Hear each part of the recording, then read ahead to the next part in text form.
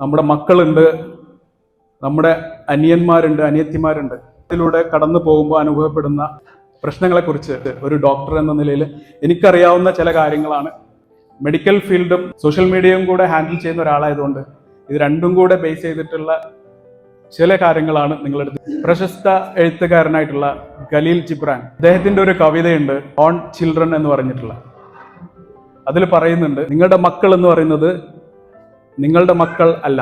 നമ്മുടെ സ്വപ്നങ്ങൾ അവരുടെ തലയിൽ കെട്ടിവെക്കാനോ അവരെ ആ വഴിയിലേക്ക് വലിച്ചു കൊണ്ടുവരാനോ നമ്മൾ ശ്രമിക്കരുത്.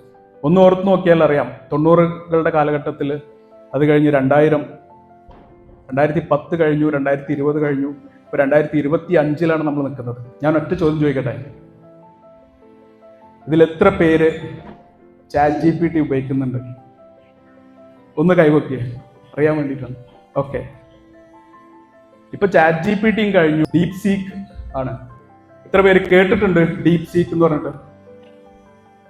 ഞാനത് ഉപയോഗിക്കാൻ തുടങ്ങിയിട്ട് 3 ദിവസം ആവുന്നുള്ളൂ. അതാണ് ഞാൻ പറഞ്ഞത്, നമ്മൾ അവരുടെ ലോകത്തിലേക്ക് കടന്നു വരണം. അമേരിക്കൻ കമ്പനി ഡ്രോണുകൾ ഉപയോഗിച്ചിട്ട് ഫുഡ് കൊടുക്കാൻ ലൈസൻസ് കിട്ടി എന്നുള്ളത്. 2030 എന്തായാലും നമ്മുടെ വീടുകളുടെ മുകളിലൂടെ ഡ്രോണുകൾ ഫുഡും കൊണ്ട് പോകുന്ന നമ്മൾ കാണാൻ പറ്റും.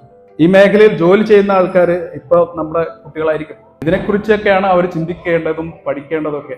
നമ്മുടെ കുട്ടികൾ ഒരു ലക്ഷ്യസ്ഥാനത്തിലേക്ക് ചീറിപ്പായുന്ന വെടിയുണ്ടകളാണെങ്കിൽ അതിന് ഊർജവും മാർഗദർശനവും നൽകുന്ന തോക്കായിട്ട് നമ്മൾ നിലനിൽക്കണം. 2025 ജനുവരിയിൽ ഞാൻ പോസ്റ്റ് ചെയ്ത വീഡിയോസ് 80 ലക്ഷം ആൾക്കാരാണ് കണ്ടിട്ടുള്ളത്. ഇൻഫ്ലുവൻസേഴ്സായി മാറുന്നത് എങ്ങനെയാണ്? ഞാൻ ഏതെങ്കിലും സ്ഥലത്ത് പോയിട്ട് ഒരു വീഡിയോ ഇട്ട് കഴിഞ്ഞാൽ പലരും അത് വിശ്വസിക്കും, അതേപോലെ ചെയ്യും. നിങ്ങളൊക്കെ ഒരു ഇൻഫ്ലുവൻസറാണ്. നിങ്ങളുടെ മക്കളുടെ മുന്നിൽ നിങ്ങളാണ് ഏറ്റവും വലിയ ഇൻഫ്ലുവൻസർ. ഞാൻ ഇത്തരം സോഷ്യൽ മീഡിയ ഒക്കെ ഉപയോഗിക്കുന്നതുകൊണ്ട് ഈ യങ് ജനറേഷൻ ആയിരക്കണക്കിന് പേര് മെസ്സേജ് അയക്കാറുണ്ട്, പേഴ്സണൽ മെസ്സേജ് അയക്കാറുണ്ട്, പുറത്ത് പറയാൻ പറ്റാത്ത കാര്യങ്ങൾ. അതൊക്കെ ബേസ് ചെയ്തിട്ടാണ് ഞാൻ നിങ്ങളടുത്ത് സംസാരിക്കാൻ ഉദ്ദേശിക്കുന്നത്. പെൺകുട്ടികളുടെ ഒരു വലിയ കൺസേൺ ആണ് അവരുടെ സൗന്ദര്യം. ബാക്കിയുള്ള കുട്ടികളുടെ അത്ര സൗന്ദര്യം ഇല്ലാത്തതിൻ്റെ പേരിലൊക്കെ മാനസിക വിഷമം അനുഭവിക്കുന്നവരാണ് അവർ.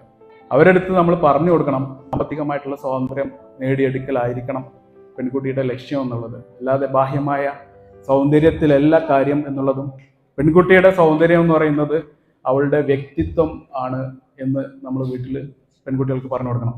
പെൺകുട്ടി കോൺഫിഡൻ്റ് ആവേണ്ടത് അവളുടെ വിദ്യാഭ്യാസത്തിലും അവൾ നേടിയെടുക്കുന്ന ജോലിയിലും അവർ ഉണ്ടാക്കിയെടുക്കുന്ന ഒരു വ്യക്തിത്വത്തിലുമാണ്. ഡിപ്രഷൻ അനുഭവിക്കുന്ന ഒരുപാട് പെൺകുട്ടികളുണ്ട്. സമൂഹത്തിൽ നിന്നും ഐസൊലേഷൻ, സോഷ്യൽ ഐസൊലേഷൻ, ആങ്സൈറ്റി ഒക്കെ നേരിടുന്ന പലരുണ്ട്. ഇതിൻ്റെ ഒരു പ്രധാനപ്പെട്ട കാരണം അവർക്കുണ്ടാകുന്ന ചില ബാഡ് എക്സ്പീരിയൻസസ് ആണ്. ഇതൊക്കെ പല പെൺകുട്ടികളുടെയും, ഈ ഒരു പ്രായത്തിലുള്ള കുട്ടികളുടെ, അവരെ മാനസികമായിട്ട് വല്ലാതെ തളർത്തുന്നുണ്ട്. അവർക്കൊരു പേടി, ആങ്സൈറ്റി, ഡിപ്രഷൻ ഒക്കെ ബാധിക്കുന്നുണ്ടെന്നുള്ളത് ഒരു സത്യമാണ്. അത് നമ്മൾ മനസ്സിലാക്കണം. ഉമ്മയും ഉപ്പയും എല്ലാ ദിവസവും മക്കളുമായിട്ട് കോണ്ടാക്ട് വെക്കണം. ഉപ്പ ദിവസവും കുട്ടിയെ വിളിക്കുന്നുണ്ട് എങ്കിൽ ആ കുട്ടികൾ വഴിതെറ്റി പോവില്ല. നിങ്ങൾ എത്ര പേര് നിങ്ങളുടെ മക്കളെ ഡെയിലി വിളിക്കുന്നുണ്ട്? ഒന്ന് കൈപൊക്കും. ഗുഡ് മോർണിംഗ് അയക്കുക, അല്ലെങ്കിൽ രാത്രി ഒന്ന് വിളിക്കുക, ഈ ഭക്ഷണം കഴിച്ചോ, ഇവിടുന്ന കഴിച്ച് എന്ന് ചോദിക്കുക.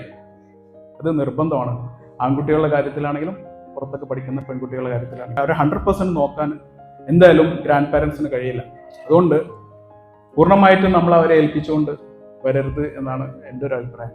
ഇപ്പോൾ ഗേൾസിൽ കൂടുതലായിട്ട് കാണുന്ന ഒരു പ്രശ്നമാണ് OCD എന്ന് പറയും, ഒബ്സസീവ് കമ്പൽസീവ് ഡിസോർഡർ. നമ്മൾ ആരും മനസ്സിലാക്കാതെ പോകുന്ന ഒരു പ്രശ്നമാണത്. ശ്രദ്ധിച്ചാൽ അറിയാം, അതിനൊരു കാരണം ഉണ്ടാവും. ഇതൊക്കെ നമ്മൾ സംസാരിക്കാതെ ഇങ്ങനെ വെച്ച് നിന്ന് കഴിഞ്ഞാൽ അത് അവരുടെ ഭാവി ജീവിതത്തെ വളരെയധികം ബാധിക്കും. എന്ന് പറഞ്ഞാൽ ഹാൻഡ്സ് ഒക്കെ പോലെയുള്ളൊരു സാധനമാണ് ചുണ്ടിൻ്റെ ഉള്ളിൽ വെക്കുന്നത്. അദ്ദേഹത്തിന് ഭക്ഷണമൊന്നും കഴിക്കാൻ പറ്റാണ്ട് തൊണ്ടയിലേക്ക് ക്യാൻസർ വ്യാപിച്ചു. ഭക്ഷണം കഴിക്കാൻ പറ്റാതെ നമ്മൾ സർജറി ചെയ്തു. ഇത് ഓപ്പൺ ആക്കാൻ വേണ്ടിയിട്ടുള്ള, ഇതിലെ ട്യൂബ് ഇടാൻ വേണ്ടിയിട്ടുള്ള സർജറി ചെയ്തു. സർജറി ചെയ്ത് 2 ദിവസം കഴിഞ്ഞപ്പോൾ ആൾ മരിച്ചു. അപ്പോൾ അതിന് മുമ്പ് അദ്ദേഹം എൻ്റെ അടുത്ത് പറഞ്ഞിട്ടുണ്ടായിരുന്നു, ഈ സാധനം ഇഷ്ടം പോലെ ഉപയോഗിക്കും. കൊച്ചിയിലുള്ള ഒരാളായിരുന്നു. വീട്ടിലേക്ക് മക്കൾ കയറി വരുമ്പോൾ എന്തെങ്കിലും പ്രത്യേക മണം ഉണ്ടോ എന്നുള്ളത് ഉമ്മമാർക്ക് പെട്ടെന്ന് പിടിക്കാൻ പറ്റും. നമ്മളിത് ചെക്ക് ചെയ്യുന്നുണ്ട് എന്നൊരു ബോധം ഉണ്ടെങ്കിൽ നമ്മുടെ മക്കൾ ഇതിലേക്ക് പോവില്ല. ഉമ്മമാരെ ഇടയ്ക്കൊന്ന് കയറി നോക്കണം മക്കളുടെ മുറിയിൽ. ക്യാമ്പുകൾക്കും ട്രിപ്പിനൊക്കെ പോവുകയാണെങ്കിൽ പരമാവധി രാത്രി തിരിച്ച് വീട്ടിൽ വരണം എന്നുള്ളൊരു കണ്ടീഷൻ നമ്മൾ കൊടുക്കണം. പ്രവാസികളായ ഉപ്പമാർ നിർബന്ധമായും അവരെ രാത്രി എല്ലാ ദിവസവും ഒന്ന് വിളിച്ചിട്ട് ഒരു ഗുഡ് നൈറ്റ് പറഞ്ഞിട്ട് വേണം കിടക്കാൻ. ഭക്ഷണം കഴിച്ചോ എന്നൊക്കെ അന്വേഷിച്ചിട്ട് വേണം നമ്മൾ കിടക്കാൻ. മക്കളെ നന്നായിട്ട് പഠിപ്പിക്കാൻ സ്കൂളിലെ ടീച്ചേഴ്സിനാണ് പറ്റുള്ളൂ. നമ്മൾ വീട്ടിലെത്തിയിട്ട് നമ്മളായിട്ട് പിന്നെ പഠിപ്പിക്കാൻ നിൽക്കരുത് എന്നാണ് എൻ്റെ ഒരു ചെറിയൊരു ഐഡിയ. കാരണം ടീച്ചേഴ്സ് അതിൻ്റെ പ്രൊഫഷണൽസാണ്. പാരൻറ്റിങ് സ്വഭാവങ്ങൾ പഠിപ്പിക്കേണ്ടത് വീട്ടിൽ ഉമ്മയുപ്പയാണ്. അതിൻ്റെ പ്രൊഫഷണൽസ് അവരാണ്.